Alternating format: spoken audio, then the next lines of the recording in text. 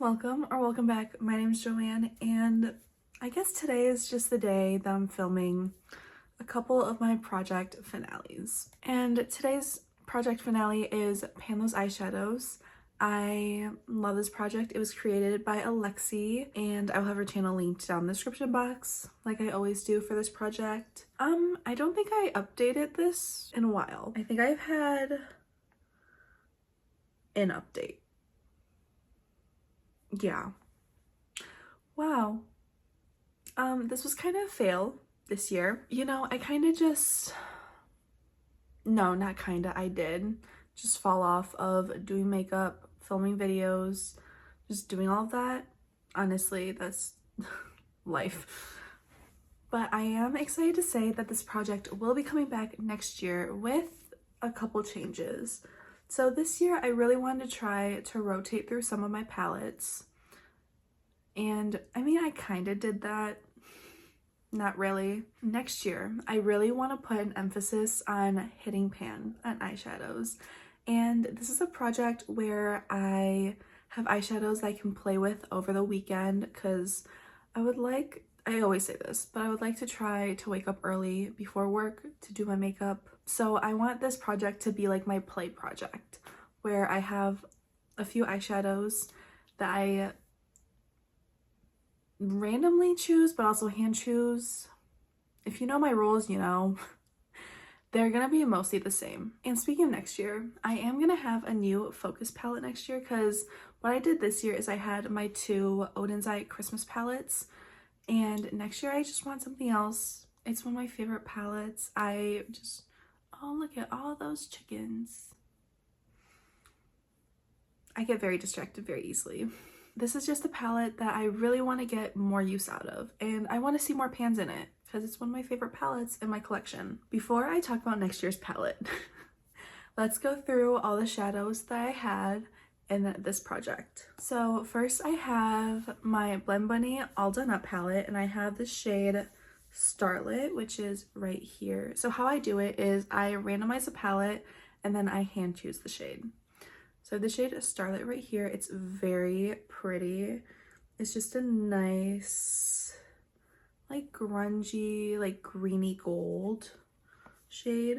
There's that shade right there. Oh, it's so pretty. I love the shadow so much. I mean, I picked it because it's my favorite shadow in the palette. Like, look how gorgeous. And this shade I did not use since my last update. So it is leaving this project with 5 uses on it. Look, I told you, I failed at this project, and that's okay. It happens, you know. I'm just gonna do better next year. My next shade is from another Blend Bunny palette. It is from my Sugar and Grunge palette. I love this palette so much. One of my favorite Blend Bunny palettes, if not my favorite. I think this actually is my favorite Blend Bunny palette I own. And I have the shade 1995, which is the shade right here. It's just the mid-tone green. Again, let me give you a swatch of that one. I love this shade too. It's so pretty. I love a nice grungy green.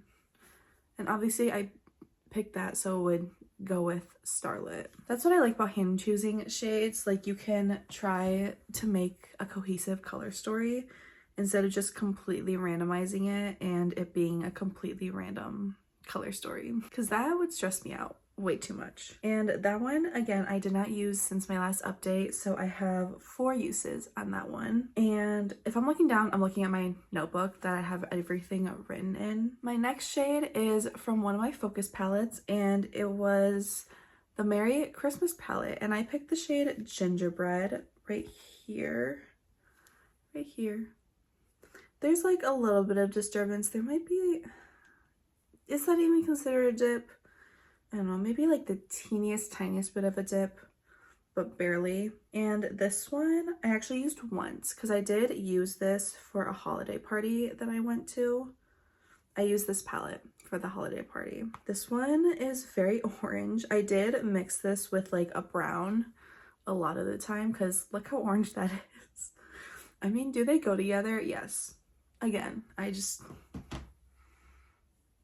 yeah, when you hand choose shades, you just again, it's just easier to have a cohesive color story. And again, I used that once since my last update, and I've used it 6 times in total. And then my last 2 shades I did roll in my last update. I have the ABH Subculture palette, and I chose the shade Electric right here. Again, my favorite shade in the palette. And there it is right there. I mean, hello.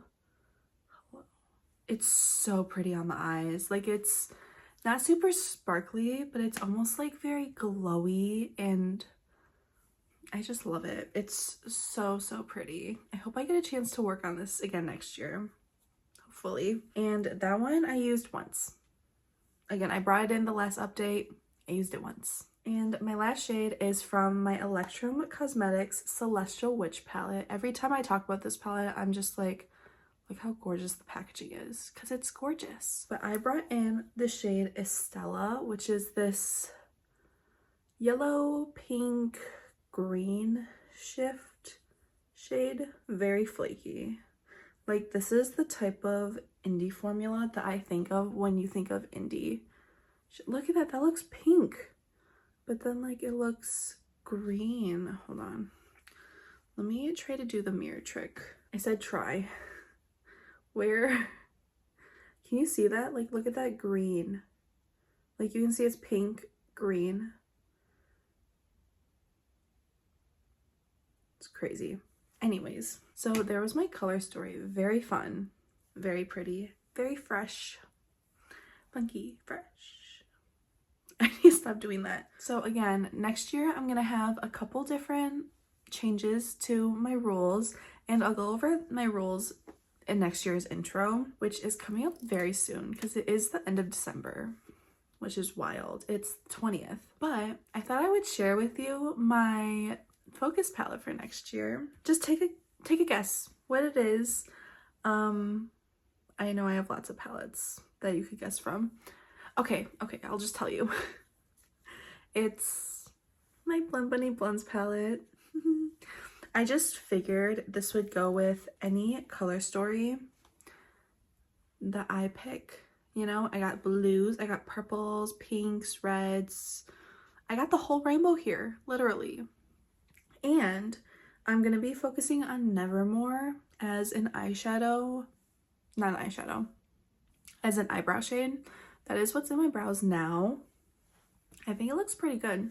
Like, it is darker than I'm used to, but it works because I have super dark hair. Yeah, so that's what I'm going to be focusing on. So I will be updating that shade in this project as well. It's just not officially in this project. Yeah, I'm really excited to be working on this, and hopefully I can at least expand the pan in this white shade, because I love a white inner corner. It's so fun, especially when you use like a special indie shimmer on the lid. Just a matte white inner corner balances out so well. Yeah, this is my focus palette for next year, and I'm really excited about that. I hope you enjoyed this project, even though I didn't have that many updates for it. I'm sorry. Actually, I might have had 2 updates. Maybe. I don't remember. But I hope you enjoyed it nonetheless. And I hope you were excited for it to come back next year. I'm hoping next year is going to be a better panning year. Hoping. With all that being said, I hope you enjoy. I hope you have a great day, a great night, whatever time it is for you. And I hope to see you in the next one. Bye.